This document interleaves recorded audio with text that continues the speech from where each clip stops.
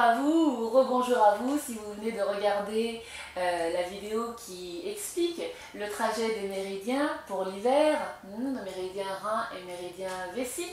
Donc je vais vous proposer ici deux mouvements simples mais efficaces pour justement essorer, comme je vous disais dans la vidéo précédente, essorer, étirer les méridiens permettent de libérer le trop-plein et quand ça revient, eh bien l'énergie peut circuler de manière beaucoup plus libre dans ces canaux d'énergie, dans ces deux-là en particulier. Donc si vous ne vous rappelez pas ou si vous ne savez pas, je vous invite vraiment à regarder cette vidéo où j'explique le trajet des méridiens. Et puis, parce que je ne vais pas y revenir là.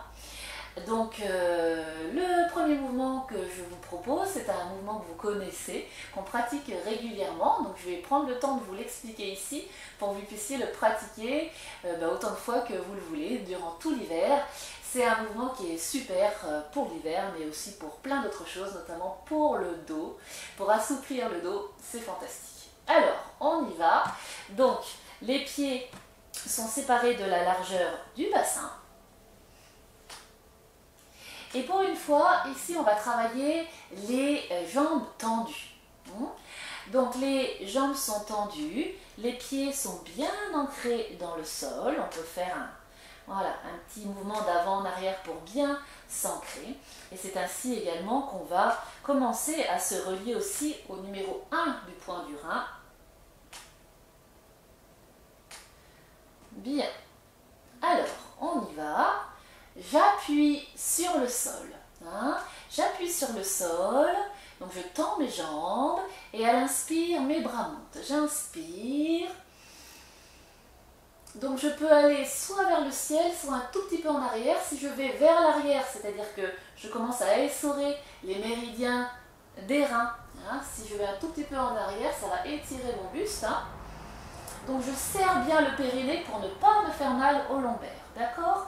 Donc vous choisissez, appui sur les pieds en tout cas. Il y a une force qui va dans un sens et l'autre force qui va dans l'autre sens. Les forces opposées, les forces qui se complètent. Donc j'appuie sur le sol, j'inspire, mes bras montent.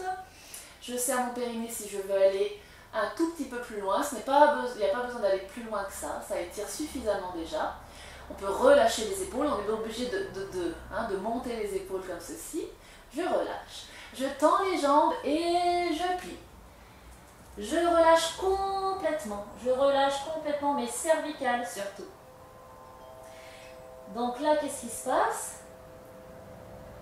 J'ai l'arrière de mes jambes qui est étiré et le poids de ma tête qui étire mon dos également. Je reste autant de temps que cela me fait du bien. Je laisse étirer, surtout je relâche la moindre tension. Puis je vais plier les genoux, attraper la lune, basculer le poids sur mes talons et appuyer sur mes talons pour remonter.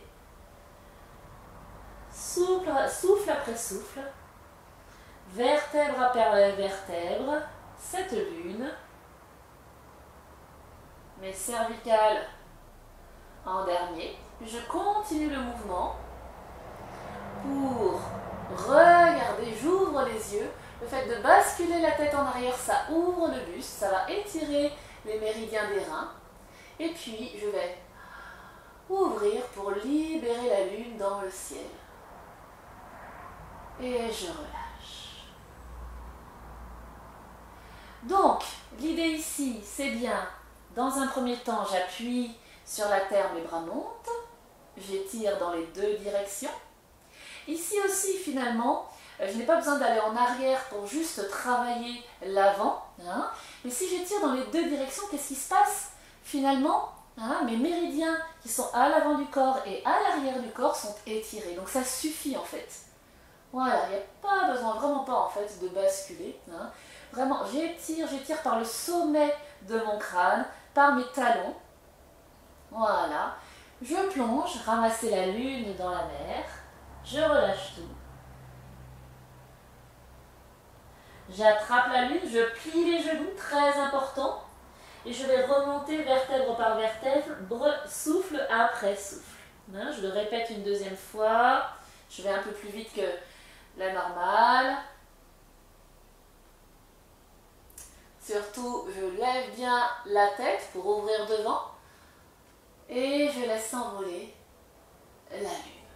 Alors la lune peut être symbolique du yin, en fait, du noir, des profondeurs, donc de la lune, aussi du féminin.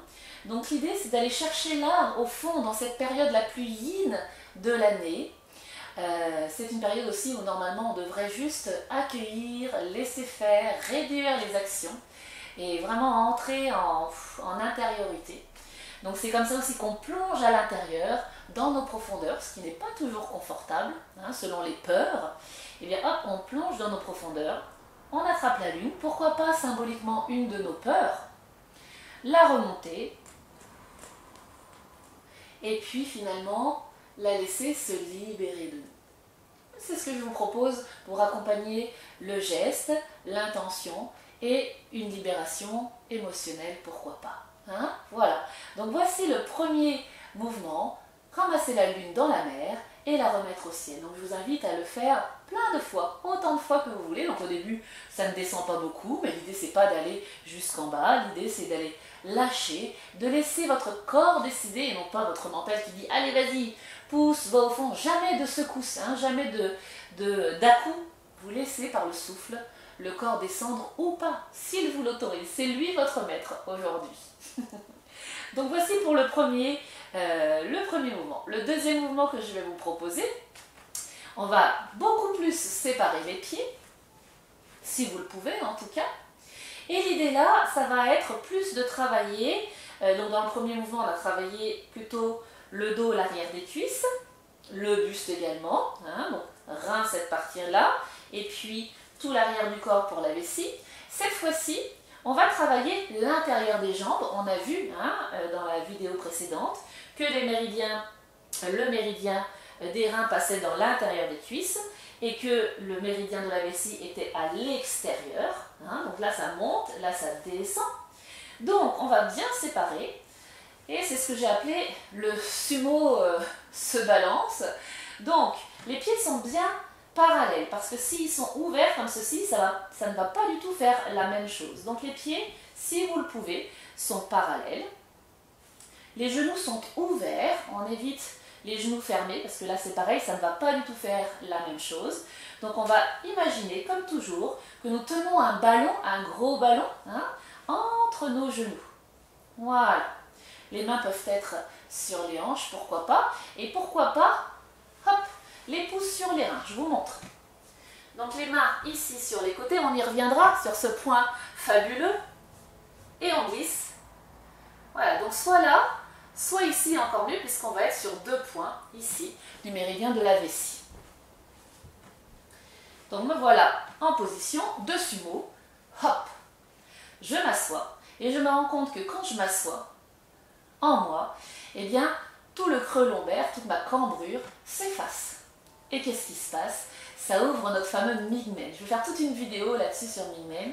On aura tous les détails. Donc on s'assoit. Et alors, on y va. On va faire les cuisses aussi. On va étirer l'intérieur de la jambe. Donc ici, le méridien rein est étiré. Et ça étire également l'extérieur de la jambe où il y a le méridien vessie. Et on revient au centre. Et on passe de l'autre côté.